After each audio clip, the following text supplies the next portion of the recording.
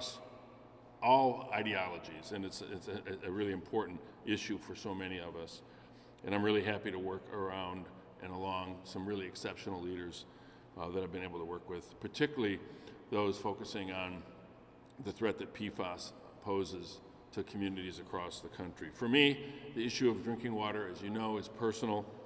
When the Flint water crisis began in Flint, the residents of my own hometown, was a stark reminder that clean water is a privilege, and it's not something that we can simply take for granted.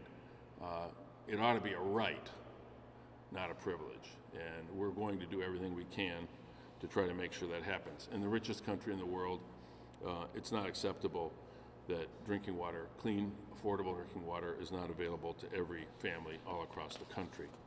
But in fact, sadly, that's not always the case. Originally, the work that I was involved with focused on, as you might guess, lead exposure. But thanks to advocates who called my attention to PFAS many years ago. Is that the fire drill? No. That's just the work of the can you guys still hear me, or should I wait? Yeah. Oh, good. I hope that's not like shutting everybody's water off. But this PFAS issue obviously came to us after the lead crisis, but it is not only important, but even more widespread. It came to me because the people in the community that I then represented, Oscoda, a small community in the northern part of my former congressional district, were experiencing toxic levels of PFAS in the groundwater. It's at the site of the former Wurtsmith Air Force Base where this first came to our attention. And now, of course, there are hundreds of military sites that have PFAS contamination that's been identified. While Wurtsmith was an active base, the DoD leaked PFAS chemicals into the groundwater, contaminating drinking water of the military personnel and on the base and families living in neighborhoods around that particular military facility. Now, despite the fact that they were aware of this contamination for years and knowing that it could cause serious health problems, including fatal forms of cancer, the Air Force did not act. Much of the initial pushback that I got from the Department of Defense is that they didn't have the funding that they needed to clean up existing contamination, so we got to work on that. And we were able to get significant additional funding through the Defense Authorization Act for this specific purpose. And now that we've delivered those resources, we're holding the DoD's feet to the fire to make sure that the cleanup gets done. And as I'm sure many of you know, Senator Peters and I just sent a letter to the Department of Defense Office of Inspector General demanding answers to a series of unanswered questions about the status of their efforts to clean up PFAS. And we're not going to stop until the DoD takes care of the families that have been poisoned with PFAS. Oscoda is a particularly difficult case, but it's not alone.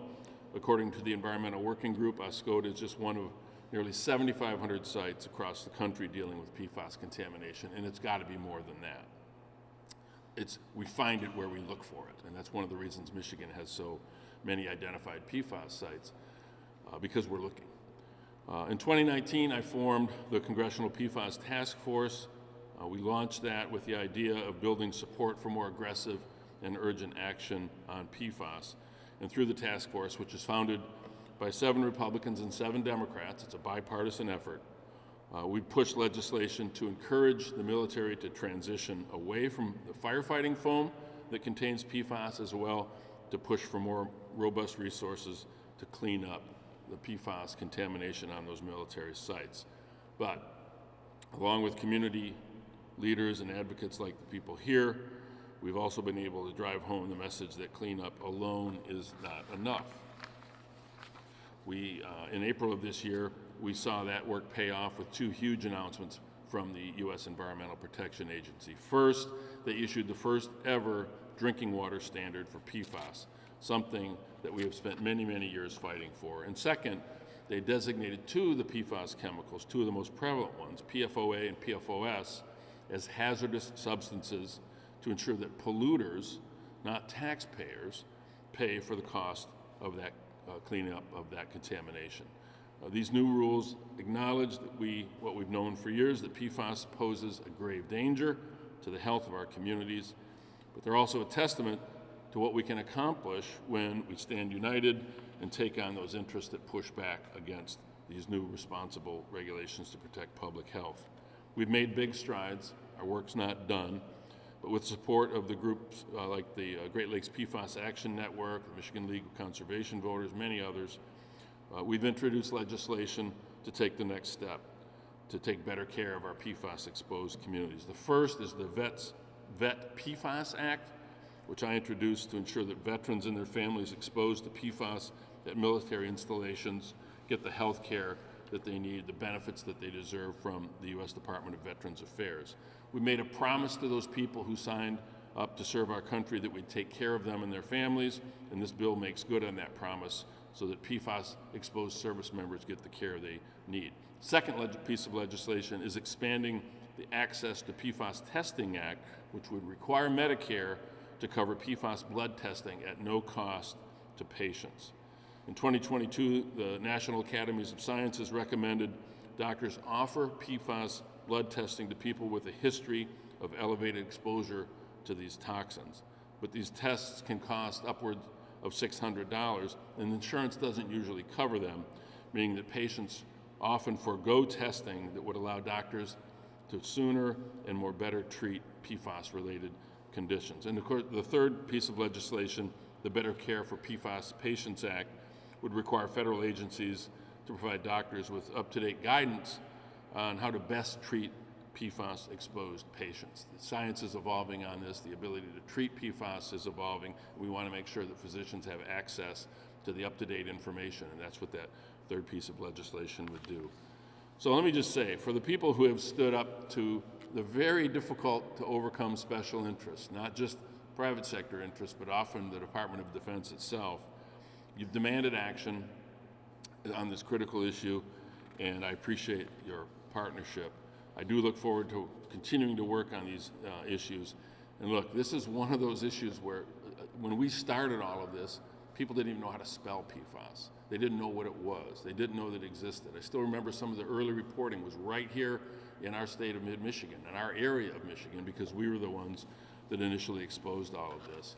We've made progress, and we need to be grateful for the progress that we've made. But the more we know about PFAS, the more we learn, the more we move forward on this agenda, the more we realize just how big this problem is and how significant it's going to take an effort, how significant the effort will be to deal with this really difficult public health issue. So with that, let me now turn to Dan Stickle, followed by Bentley Johnson, and of course Tony Spagnola, whom I've been working with for a long time, and then we'll take some questions. Go ahead. All right. Thank you, Congressman Kildee, and thank you for the opportunity to speak today. A quick shout out to the maintenance staff, and we're always happy to show off our facilities. They do a great job keeping them clean and ready to show off. Here at the Saginaw Midland Municipal Water Supply, we understand the importance of ensuring safe, high-quality drinking water for all of our communities. As the raw water provider for most of mid-Michigan's water treatment plants, we have been proactively monitoring for PFAS chemicals since 2017. I'm pleased to share that throughout that time, all of our sampling has shown the source water to be well within the maximum contaminant levels proposed by these new rule changes. Our ongoing testing program is designed to detect even trace amounts of PFAS in the raw water supply, helping downstream treatment facilities stay informed and equipped to meet the new EPA standards. This is part of our commitment to supporting the region's treatment plants and providing safe and abundant drinking water to the public. In short, Lake Huron provides us with some of the highest quality source water in the world. And as regulations evolve, we remain committed to working closely with our partners to address any changes to uphold the safety of our water resources. Thank you.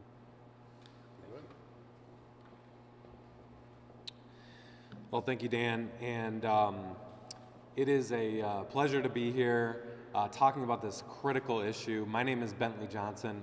I'm the Federal Government Affairs Director for the Michigan League of Conservation Voters, Michigan LCV, and we're a nonpartisan advocacy group that is focused on protecting Michigan's land, air, water, and democracy. And the PFAS issue is one of those issues that I work on day to day that does keep me up at night. The more I've learned about these toxic chemicals, this family of thousands of toxic chemicals, the more I'm alarmed about all the diseases that they are causing, and how many products, the fact that they don't really break down in our environment and they accumulate in our bodies, in the environment, in fish and wildlife. And it seems so pervasive, and at times it seems hopeless. But thanks to the leadership of first impacted communities that have educated themselves and taken action and demanded action from decision makers, and then the action by those decision makers like Congressman Kildee, like the Biden-Harris administration, and like others here in Michigan, we are making progress. These drinking water standards for 6 different PFAS by the Environmental Protection Agency, as well as the hazardous substances designation, will save thousands of lives, and they'll save billions of dollars in healthcare costs over the years. And what I think is very important about these standards also is that it's trying to think through the implementation in a way that can work for communities. So water providers, water suppliers, water treatment facilities, they shouldn't have to bear the full brunt of the costs. And so members of Congress and the agencies are looking for and have secured sources of funding, as well as state attorneys general, like our Attorney General here in Michigan, Dana Nessel, have held chemical companies accountable to make sure that there's money for water suppliers, water treatment facilities, to pay for any treatment that may be necessary. You know, I have a 8-year-old and a 5-year-old, and one of the things that my 5-year-old is learning in kindergarten is when you make a mess, you clean it up, even if you didn't realize at the time that you were making a mess, which seems to happen a lot in my house. And it's a basic value that we have in society, and that needs to translate into our policies. And these drinking water standards and the hazardous substances designation will do exactly that. And I think the PFAS issue keeps me up at night, as does the lead in our water issue, because of how prevalent and how damaging it can be for kids' development. And where I live in Ann Arbor, the source water that we have, the Huron River, does have PFAS and has had PFAS contamination for a while. Fortunately, the water treatment folks there and others have taken action to install water filtration, and now, thanks to these drinking water standards, that will happen across the country, and they'll be monitoring to make sure that the levels are in safe levels, and if they're not, then action is taken. But we're not done. We need better accountability from the private sector, as well as from folks like the Department of Defense. And without Congressman Kildee and others, Senator Peters, many others, asking tough questions, playing that oversight role, showing up at local meetings, we could be even in a worse spot. But we need deadlines for cleanup.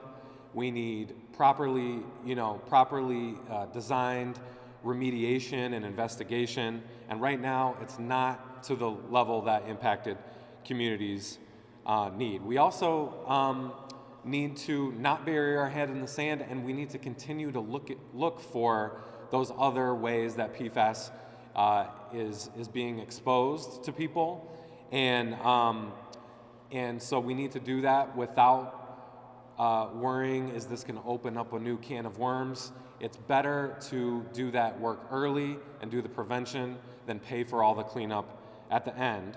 And then, of course, finally, going back to, if you make a mess, you got to clean it up. We have to hold those parties responsible if we do find a mess. And so these actions at the federal level are critical, and at the state level, we're working on a number of policies and bills as part of standalone PFAS legislation, as well as a package of bills that that will hold polluters accountable. That is being termed the polluter pay package. And some of the ideas that Congressman Kildee has brought forward at the federal level, like monitoring for medical effects and things like that, are being proposed here at the state level, and the state legislature should take those up and pass them, and Governor Whitmer should sign them into law. So I'll finish by just saying it's been an important partnership of decision makers listening to impacted communities and advocacy groups coming together, like the Great Lakes PFAS Action Network and the National PFAS Contamination, and we have one of those leaders with us here today, Tony Spaniola. Thank you. Thank you, Bentley, and thank you, Congressman. Always a pleasure. My name is Tony Spaniola. I am the co-chair of the Great Lakes PFAS Action Network, which is a community-driven PFAS network of communities from around the Great Lakes region. My second home is in Oscoda, Michigan, and I am one of those people who got a letter in the mail saying, don't drink your water.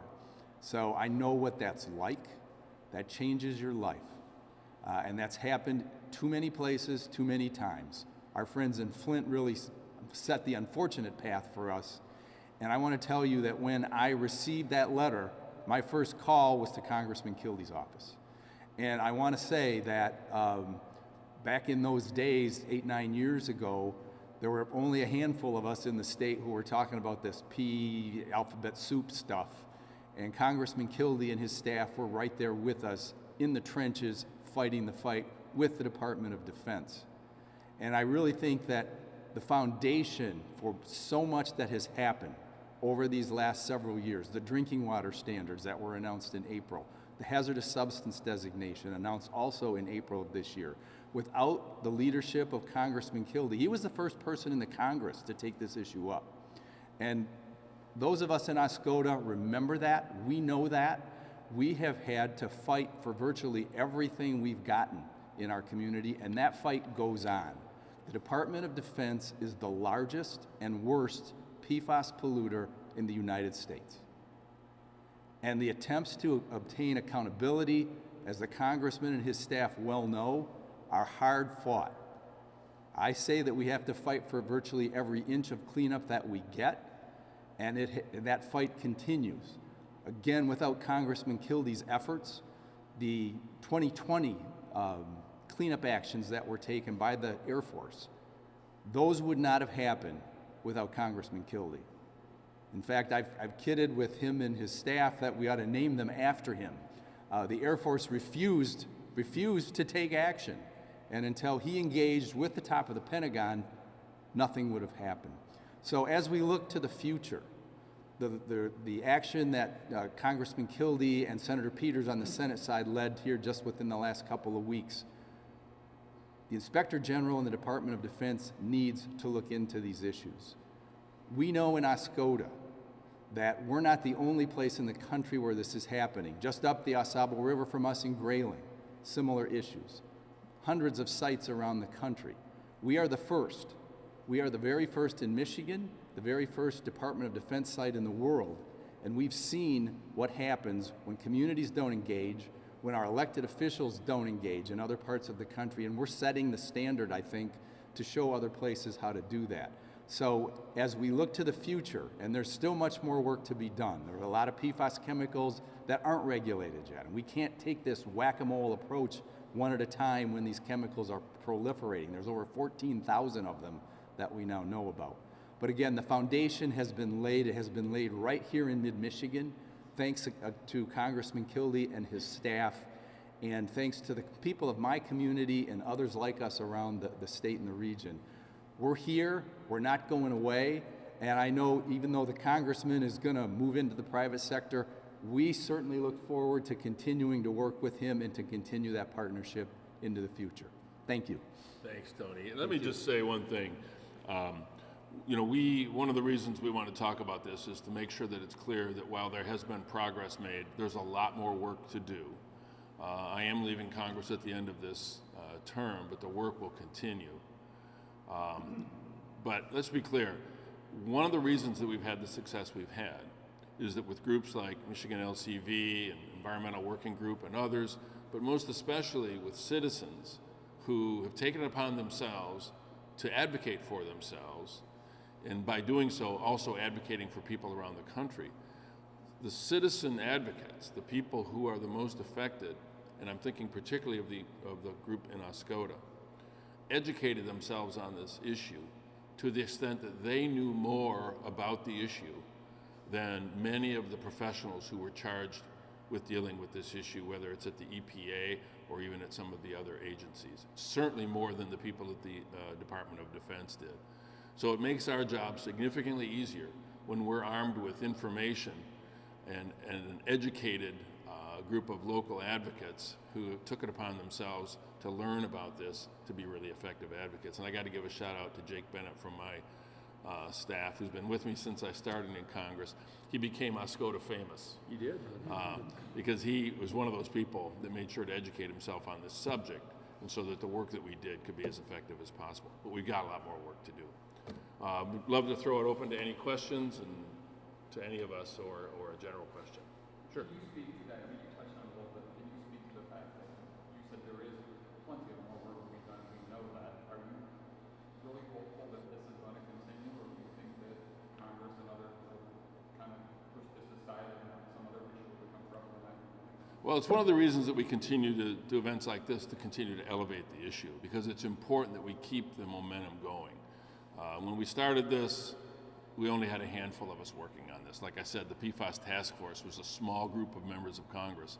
Now we've got dozens and dozens of members. The reason that we're getting momentum in Congress is partly because of our work, but mostly because communities across the country are finding out that PFAS is in their groundwater or somehow contaminating, you know, their drinking water or just their daily lives, and they're going to their members of Congress. There's nothing more eloquent to a member of Congress or another public official than the voice of one of their constituents.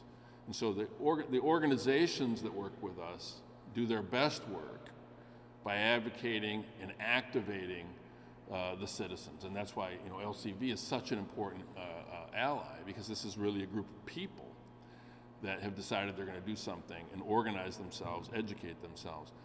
There's a lot more work to do. Putting the entire family of PFAS chemicals under CERCLA, which is the ability for us to go after polluters and make them pay for their contamination. That's a big step. Passing the PFAS Action Act, which is a broad set of initiatives. But then the legislation that I've introduced, the 3 pieces of legislation that I've introduced, really important to make sure that people get the care they need, that people know the extent of their exposure, and not put people in a position of having to just wonder and worry, but actually get the information they need to protect themselves. That's really important. And finally, the most important thing we can do is stop using this stuff. It took us an enormous amount of effort just to get the FAA to no longer require that the AFFF, the aqueous firefighting foam containing PFAS, was the required substance to be used for airport firefighting. Just to simply say it's not required is one thing. Using the alternatives, enforcing this notion that we're going to move away from using dangerous chemicals is probably the most important thing that we can do right now, and it's the area where I think we have the biggest hill to climb. You know, if you guys have any comments you want to make on that. I would just say that I'm encouraged because thanks to things like the Congressional PFAS Task Force, has all been bipartisan. And so that is critical, I think, these days in getting things done and moving forward in a comprehensive way. I would echo just the non-essential uses, moving away from any non-essential uses of PFAS, and then really supercharging the ability to identify alternatives, safe alternatives in those areas where right now they're deemed essential. And then also what Tony said about this is a class of chemicals, and so right now we have the EPA had data on a handful, and it's important they took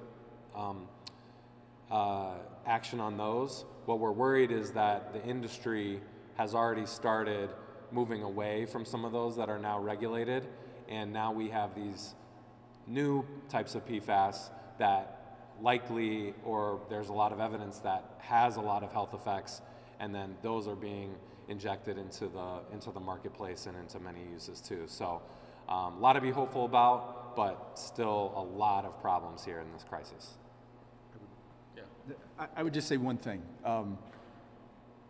The reason for hope is that what we have done here in mid-Michigan, working with the congressman's office, I get calls from people all over the country saying, man, we wish we had Dan Kildee.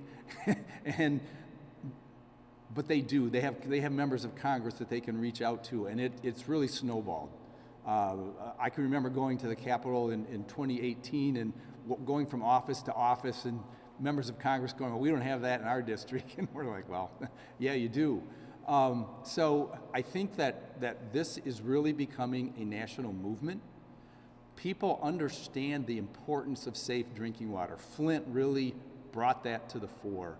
And as we look forward, lots to do. And again, turning off the spigot is really critical. Getting health care for people in communities like mine in Oscoda, the testing is really important. And then just working together across the agencies within the federal government to assure that they're coordinating and attacking this for the crisis that it really is. Thanks. Yeah. Question for Tony and the gentleman from Michigan. We obviously have a presidential election coming up here in a few weeks.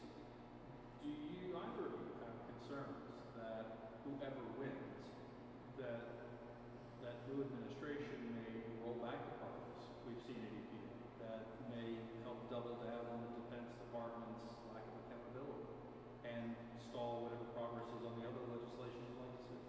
Do you have any concerns? Definitely. I think that what's really important is that particularly we have a history of dealing with a Trump administration. And we know that during the first Trump administration, there were efforts to suppress health testing.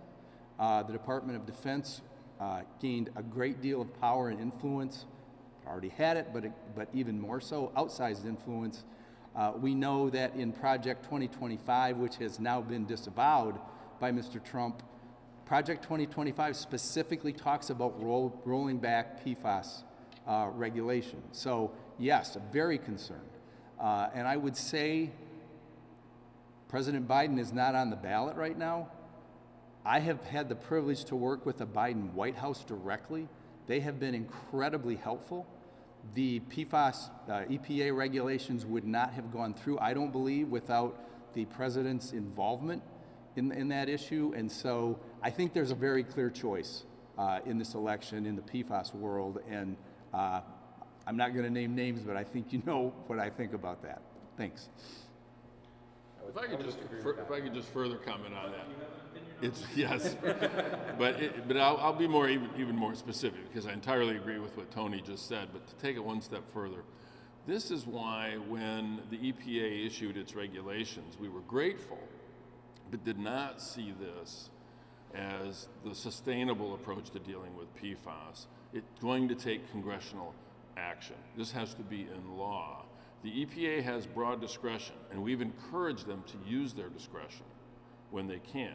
And under this administration, the EPA has taken the steps that I think they're legitimately empowered to do to protect public health.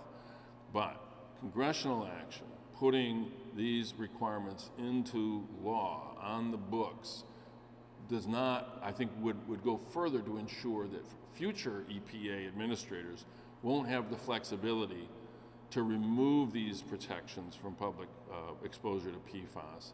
And so while we're grateful for the work of the EPA, we need to strengthen that work and make it more sustained by ensuring that these requirements are in law, and that's why we continue to press for legislation and not just depend on the goodwill of an administration that sees this as a priority. I've worked with both administrations on this issue, and believe me, there's a pretty stark difference. Could I just one more thing I want to say based on the Congressman's remarks. In Oscoda, we were able to convince the Undersecretary of Defense, the number 3 at the Pentagon, with the help of the White House, to issue a policy guidance to all of the military branches, telling them to prioritize urgent action on interim PFAS cleanup measures. It was a formal memorandum that was issued in July of 2023 by the Assistant Secretary of Defense. If we get a new administration, that thing isn't even going to be worth the paper it's written on, which is why, again, congressional action, as the Congressman said, is critical. Conservation voters, do you want to weigh in? I would just agree with all that and just add, since we are, we do work at all levels of government, but we focus on the state, in addition to the congressional action, and especially in light of recent Supreme Court decisions, which could potentially limit future action on protections and safeguards. Work at the state level is also incredibly important. So all branches of government need to be working together, and I really share the same concerns about the Trump administration and what I've seen in Project 2025, the blueprint that the Congressman and Tony just touched on. All right. Anything else? Thank you all, and again, thanks for hosting. This is fantastic. See you soon.